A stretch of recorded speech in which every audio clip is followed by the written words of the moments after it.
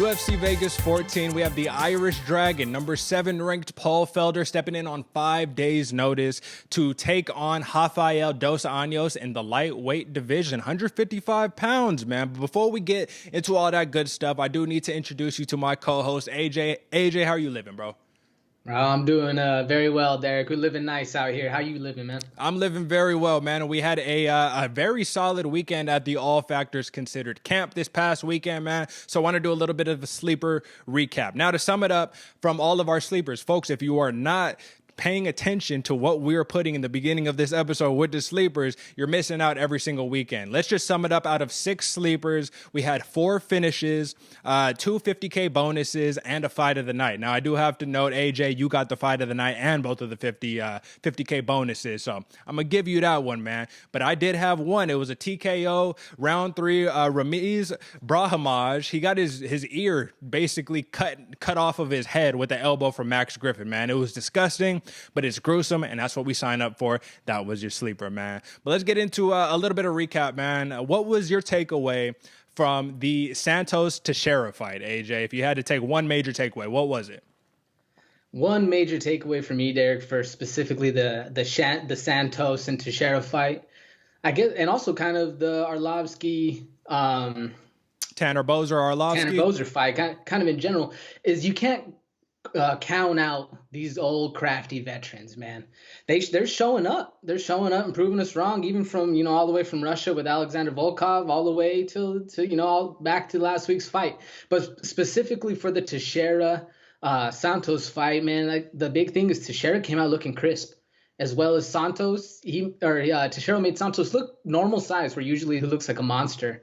I don't know, what was one of your takeaways for that one, Derick? Well, listen, man, Teixeira, he had another comeback win as always, man. Thiago Santos cracked him a couple times, had him really, really hurt. But that's the story about this 40-plus-year-old dude in Teixeira, man, is he weathers the storm, and then he takes you where he's his most effective, which is on the ground, submitting you, doing his thing, man. It was very impressive, and you're right, AJ. We can't count out these old heads, man. There's a reason why you stick around in the UFC for as long as you do, man. We saw with Anderson Silva, if you're really losing time after time after time, they gonna call it quits eventually. And he's a legend, so that's even giving him some wiggle room, man. But it was a really dope weekend of fights, man. So just to give our accountability lesson here, man, for our recap, I went 4 for 5 on the picks. I'm finally catching up to you, man. You went 2 for 5 on them, and the Tanner Boser Arlovsky fight was the only one that both of us missed on, which goes to show, man, never count Arlovsky out. But let's get into some pertinent information. Let's get into some sleepers, man. AJ, if you don't mind, start us off. What's your first sleeper for this weekend?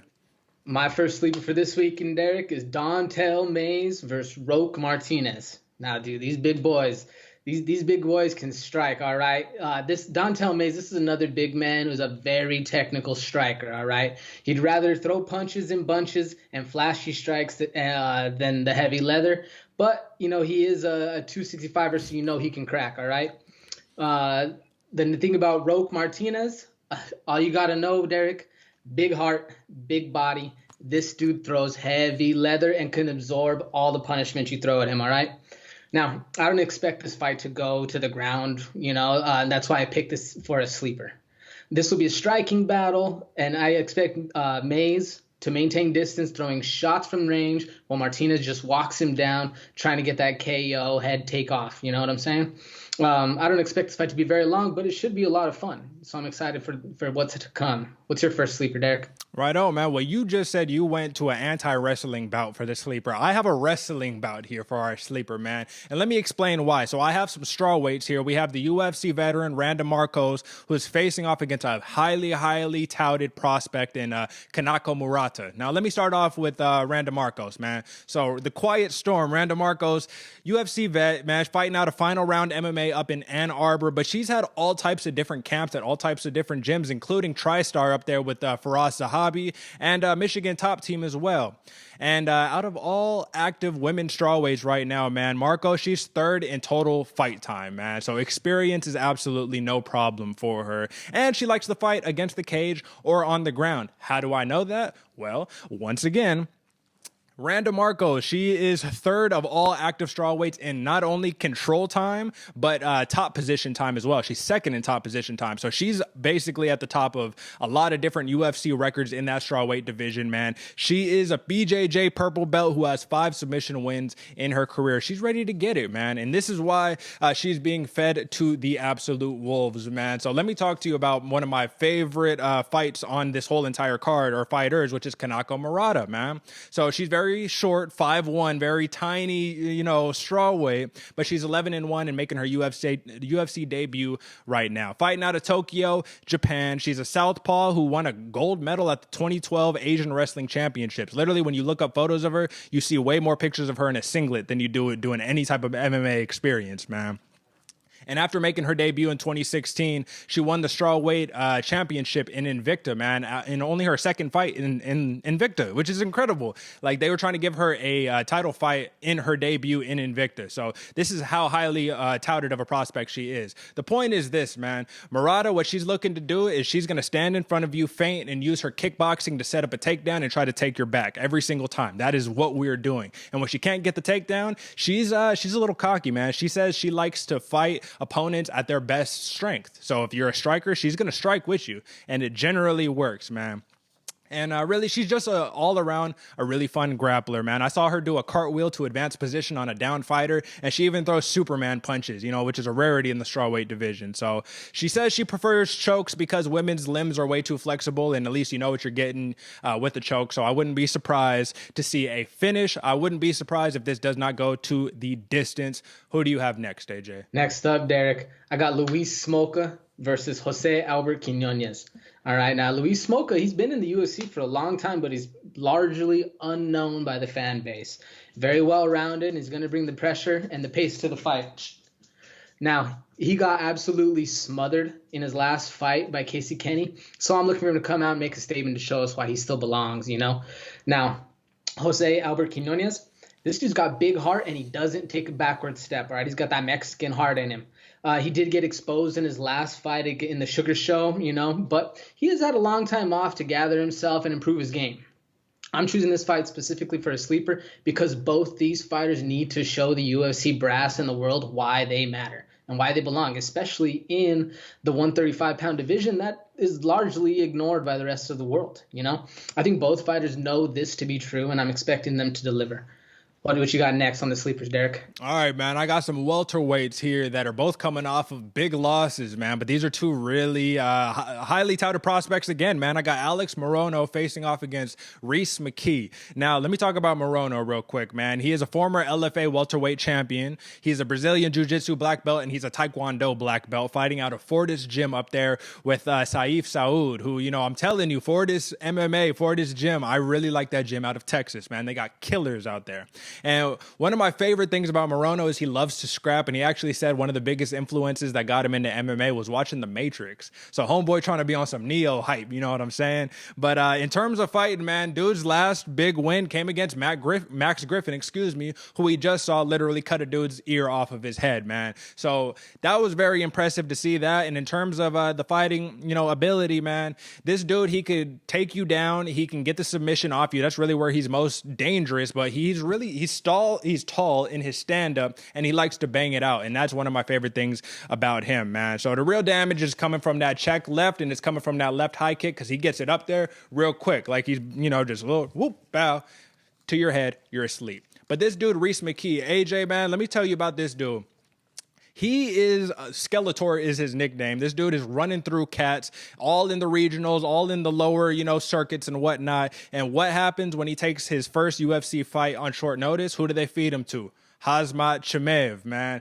Dude absolutely murdered McKee, got him on the ground, put him on his back, put him on his butt, and TKO'd him, ground and pound him to get him out of there.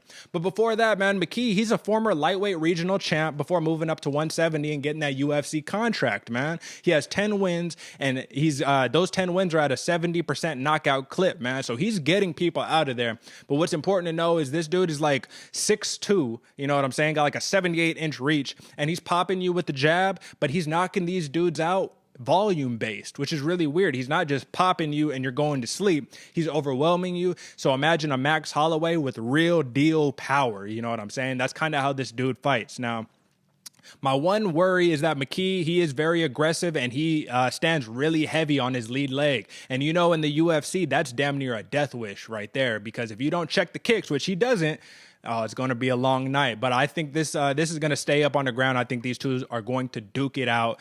Who do you got next, AJ? I got to tell you, 170-pound Max Holloway sounds absolutely horrifying. Oh, yeah.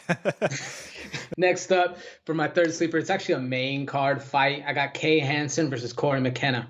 Now, Kay Hanson, both of these girls are real short, real small. But Kay Hanson, she's got really good movement. She's a very thoughtful fighter. Stays poised, and she knows when to strike, all right? Fighting at a 10th Planet, you know she's very well trained, so I can see multiple paths for her to win in multiple situations, which should lead to a title shot very soon. Now, Corey Mckenna, very strong in a very tiny package. She's like 5'3", and like I said, Kay Hanson's like 5'2", so they're both real small girls. But Corey Mckenna specifically is very strong. She's even though the women's, I guess all weight classes aren't really known for knockout power, but McKenna, she'll let you know, you'll feel her for sure at the end of the fight, and that girl can crack, all right? She's very technical all around, very strangely strong.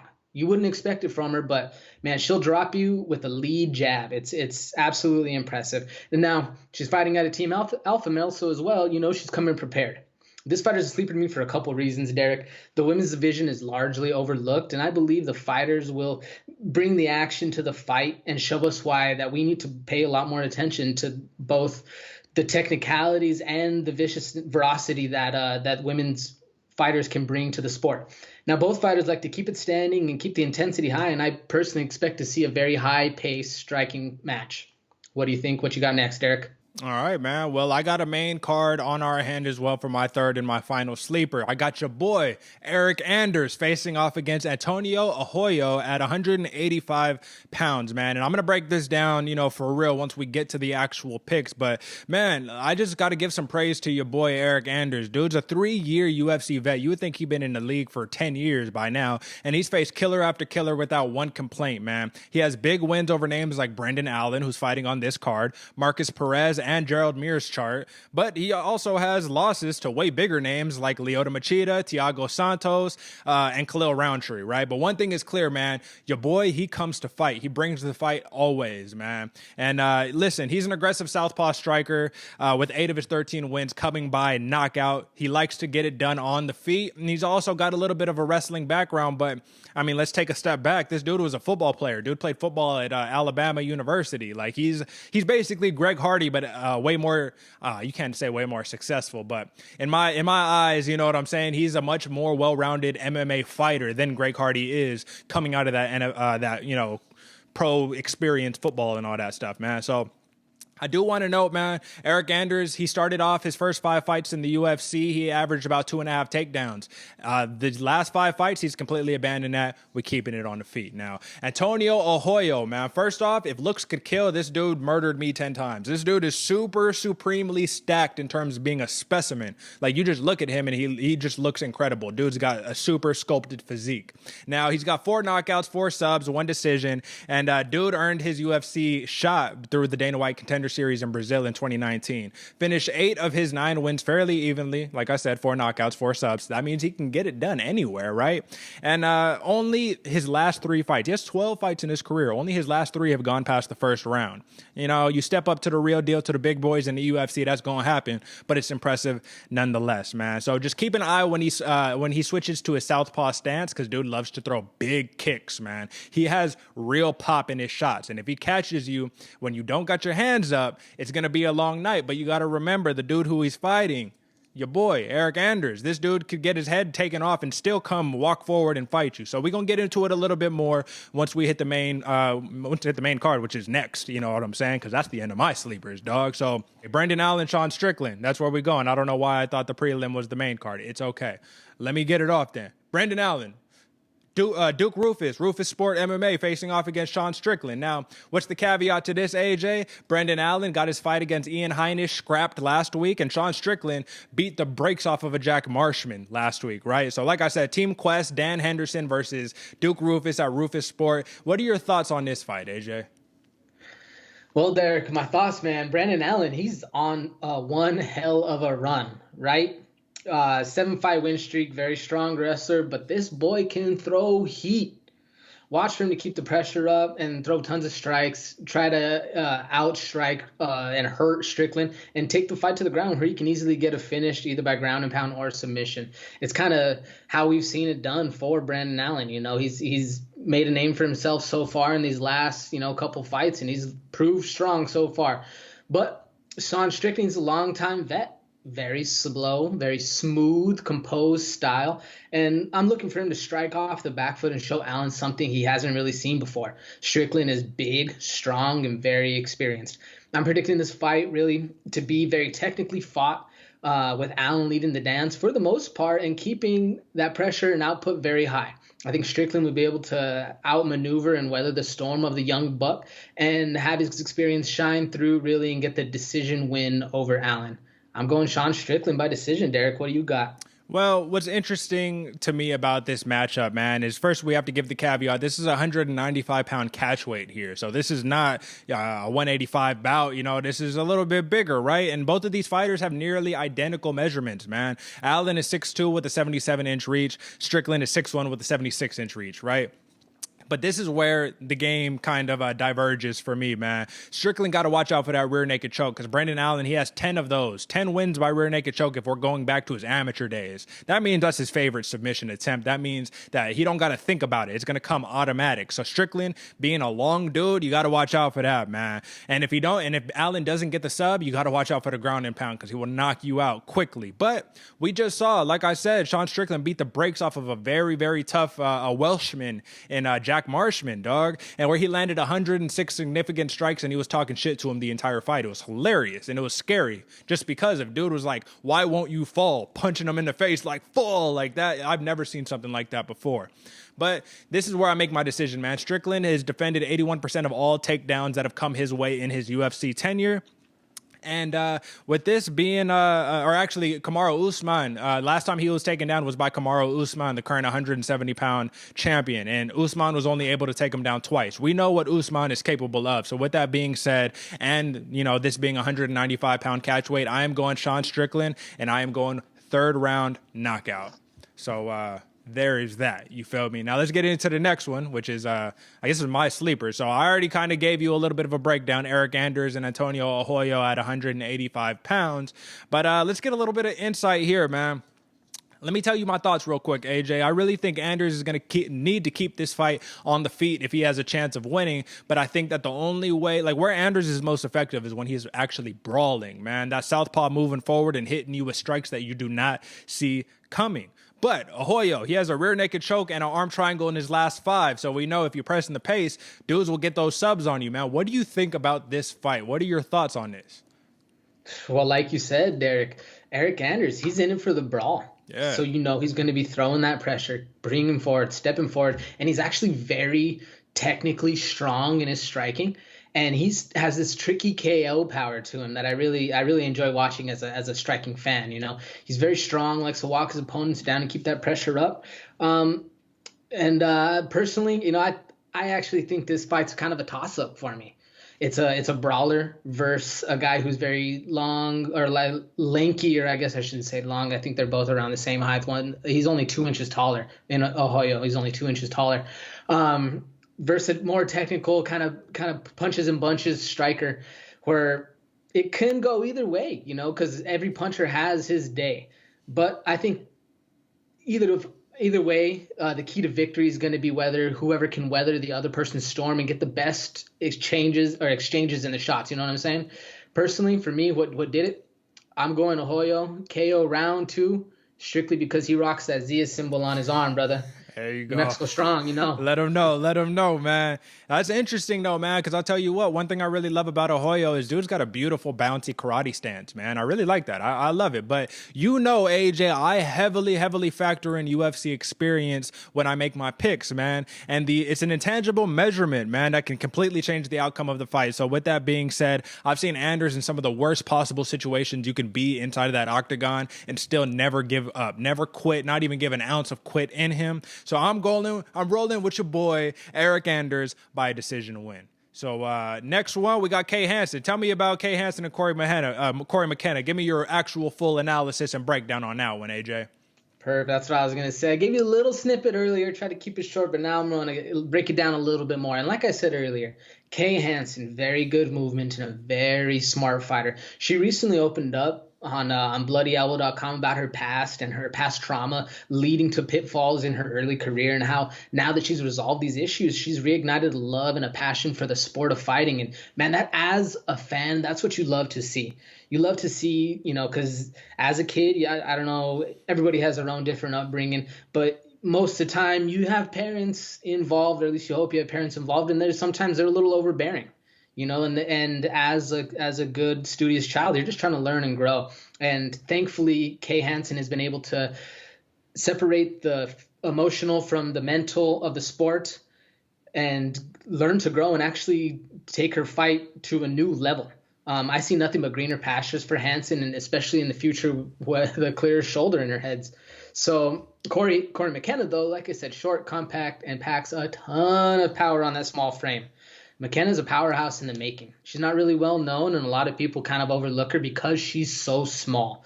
But that can lead to some shock in the opponent's face when she tags them, like I said, with that lead step-in jab. She dropped a couple of her opponents with it, and it's very exciting to see when that little guy gets that KO, In this case, little girl gets that KO. This fight should be a real technical showdown taking place, both on the feet and on the ground, kind of all around, well-rounded match. I expect both fighters to keep the pressure the entire fight and maintain a steadfast pace. Personally, I'm going Hanson with the decision. What do you think, Derick?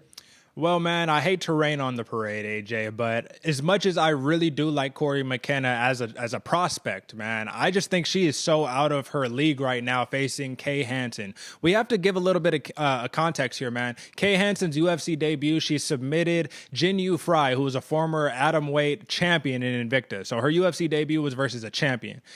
Corey Mckenna, her Dana White Contender Series fight that got her the UFC shot was kind of journey lady, I guess we say, a journey lady, a little, mid-30s, whatnot. I just think you're dealing with a whole different beast in Kay Hanson, man. And not only is Kay Hanson a purple belt in jiu-jitsu, not only is she a student of 10th Planet Jiu-Jitsu, but she also, I don't know if you know this, man, she was a pro boxer from 2018 to 2019. At the same time that she was fighting in Invicta, she went and she took about 5 pro boxing matches. Now, she got pieced up in 4 of those 5 matches, but I really think that she did that to try to be a more well-rounded fighter, and I really appreciate that, man. Go ahead, take the L as long as you're learning the skill, and it showed, man, because in her fight against Jin Yu Fry, man, I really am a big fan of her check left hook and her right cross, man.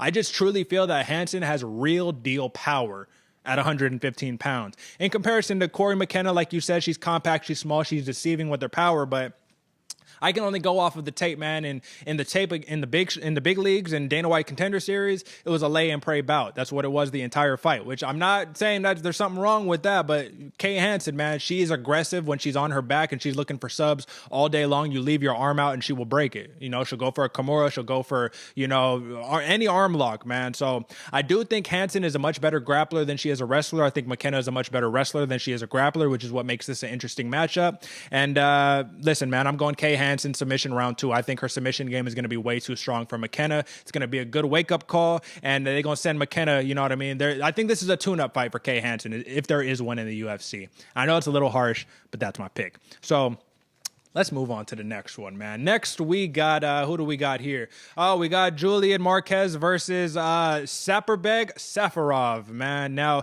I'm going to be honest with you before we get into this, AJ. I didn't know who either of these dudes were coming into the film study for this, so I actually had to take a real deal, some homework, man. And I want to give one little stat just so you can lead us off here. But Marquez, he knocked out Phil Hawes in 2 rounds back in 2017, which got his UFC contract. And we just saw Phil Hawes, man. He's killing the game. Just got into the UFC and he's starching foes. You know what I'm saying? So I just wanted to put that out there. But give me your thoughts on this fight so far. Well, what kind of breakdown you got on this, AJ?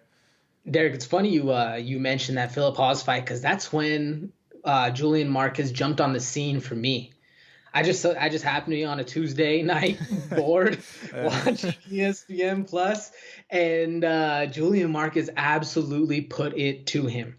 All right, he not only knocked him out with a KO head kick, but he was basically out on his feet from the jump. Philip Paz was just kind of stumbling around, and he took a mercy swing to his jaw. It was devastating, and I'm excited to see what he has in store for the rest of his career because he has KO power. This dude, he's fighting in the 185-pound class, but he looks like a 205er. Like, this dude's thick, all right?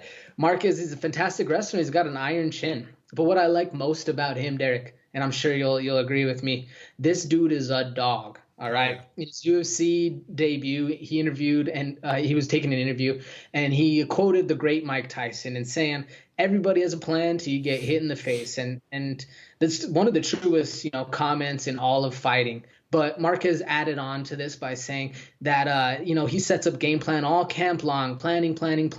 But once he gets punched in the face, he knows that, in his words, they're going to bang it out. And you love to hear that as a fight fan, and it makes you very excited for what's going to happen. Because Safarov, he's no joke. Those Russians, they come for blood, and he has great striking. He's very lanky. Safarov is a decorated Sambo fighter. And, he's very impressive anywhere the fight wants to take place.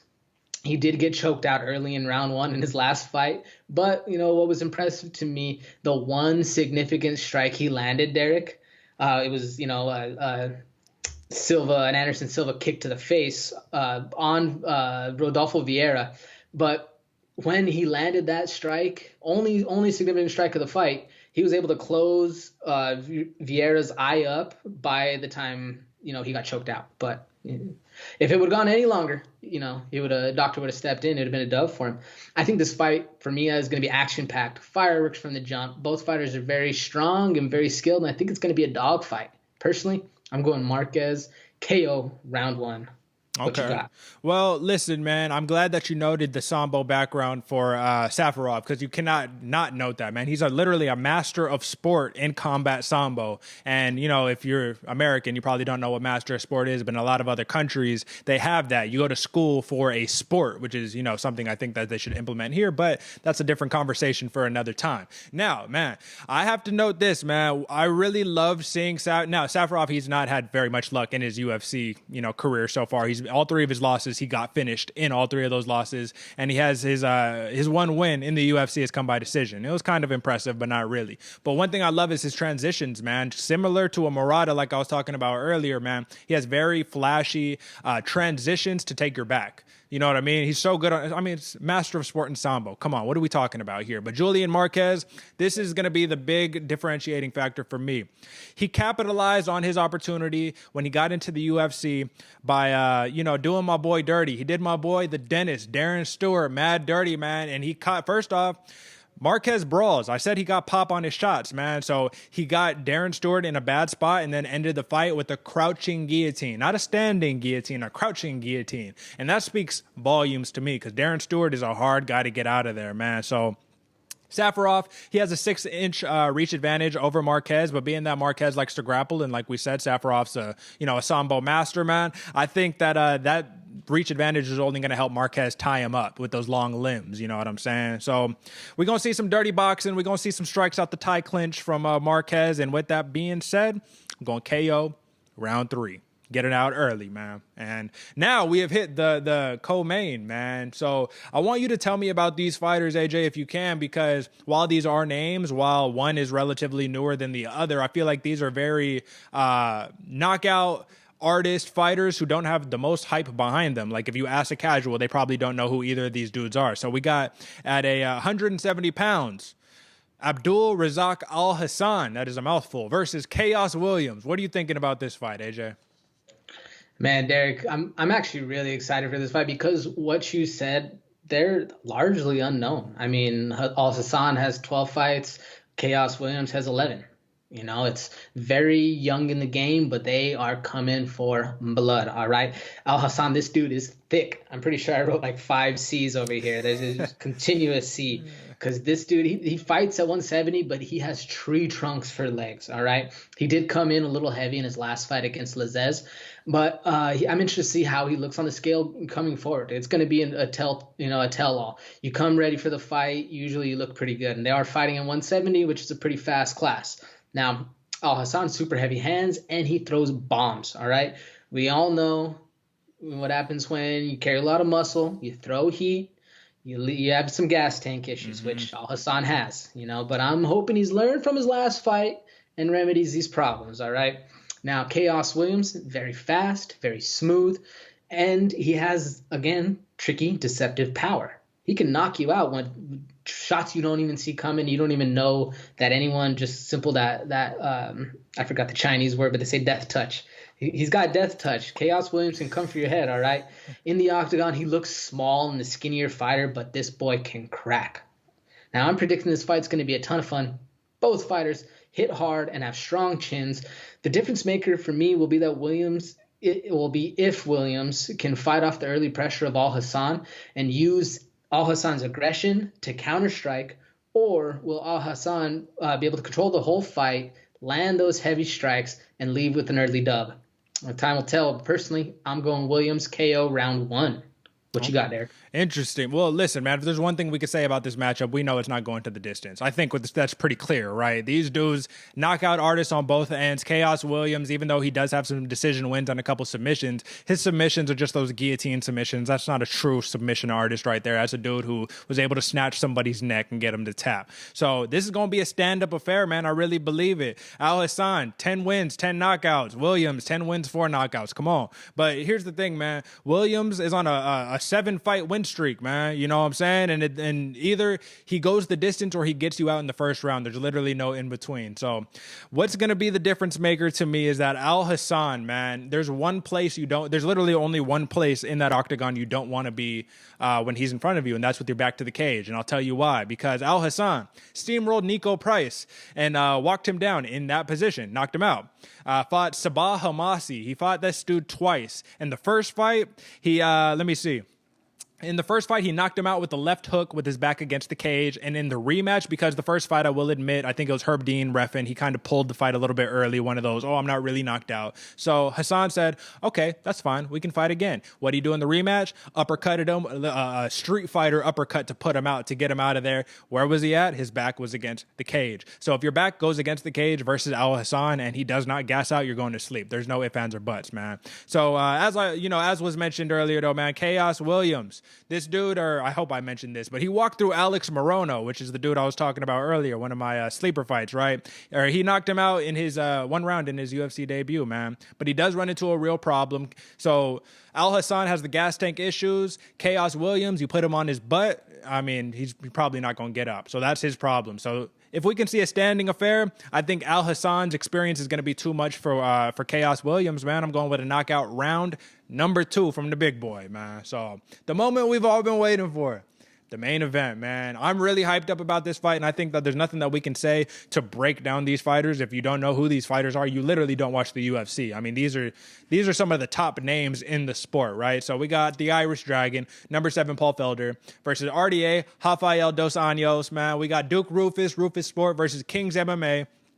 AJ, without going too much into analytics, without going too much into trying to break these fights down like no one's ever seen them before, just give me your thoughts, man. Like, let's have a candid conversation. What do you expect out of this fight? What do you expect to see? And overall thoughts and breakdown. I mean, overall thoughts, Derick. Even in my notes, there's not much to say. When these fighters have that pedigree and that level that both Felder and RDA have achieved, all I can really comment on for this whole fight is the mindset. Mm-hmm. And mindset matters. And I know we've talked about it in person, and I'm sure it's out there in the ether. But mindset makes the biggest of difference, at least especially in the ring. They say it's a physical sport, but really it's a lot of mental going on in there. Now, Paul Felder, he's coming off that controversial loss to Dan Hooker. I don't know how you felt about it. You see, some people say it's up for argument. We'll hatch that one out another time. But he's stepping in super short notice. So the mindset Paul Felder of you gotta stay ready so you don't have to get ready, even though he has all these other jobs, he's doing all this other stuff. It seems to be the most lucrative way to make money in the fight business. I don't know, what do you think so far, Derick? Well, this is my thoughts, man. I have to state from the jump, man, I'm incredibly biased because Paul Felder is one of my favorite fighters in all of UFC, man. But there is one thing I know from following him on social media and all that stuff is, like you said, he stays ready so he doesn't got to get ready. Dude trains a year round. He never lets himself get out of shape. And I think this is why, man. The dude said, he's like, listen, I'm still young. I'm 36. I mean, 36 is not the youngest in the sport, but he's like, I'm still young, man. I can still go out here and get it. And I think he just wants to challenge himself, man. I think he wants to see what he can do against one of the top names in the division. I don't think he would take that fight if he didn't think he could win. But here's the caveat, man. RDA, he spent the last 4 years fighting at 170, where we thought he was rejuvenated, where we thought we saw the real deal RDA, until